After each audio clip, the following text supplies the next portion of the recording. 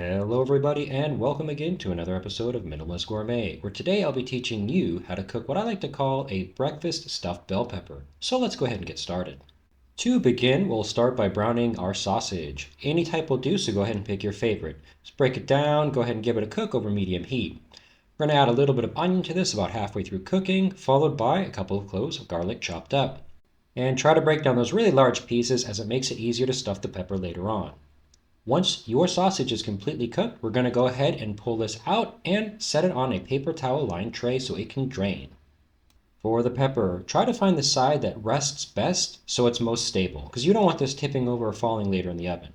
Once you've located the best side that's most stable, you want to cut off to one side of the stem and straight down, as you can see here. This will create a nice big cavity that we can fill with toppings. Go through and cut out all the membranes that remain, as well as the seed part toward the top. However, do not cut any part of the stem out.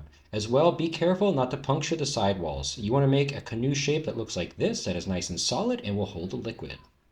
We're going to give our pepper a head start and pre-bake this a little bit. So we're going to put this in the oven for about 10, maybe 15 minutes at 350 degrees. After its first bake here, we can see that it still definitely retains its shape, but the sides have softened up just a little bit. Yeah, that's exactly what we want to see here.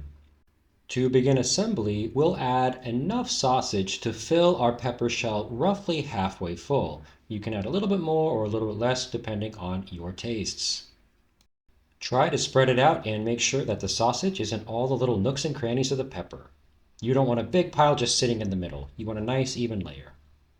The rest of the filling is pretty straightforward. We're going to start with 2 eggs cracked into a bowl, and then we're going to season this up. We're going to add some salt, a bit of ground black pepper, a little bit of paprika, some dried herbs, and a touch of milk.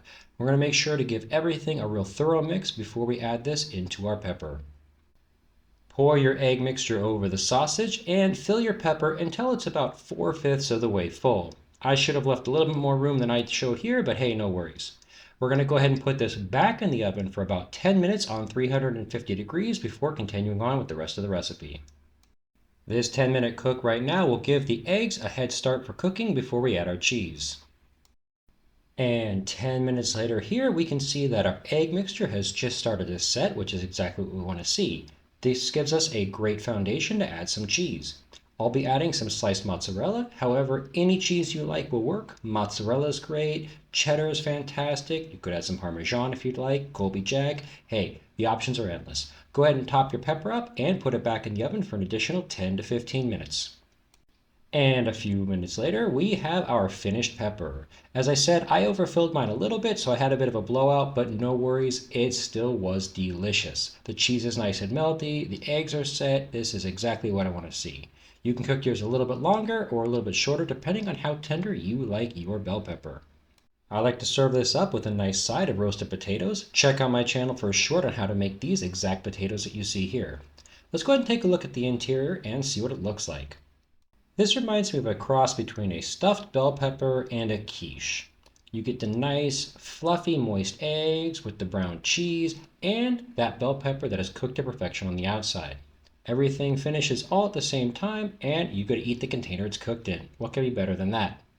And guys, it is just that easy to make this delicious dish at home tonight.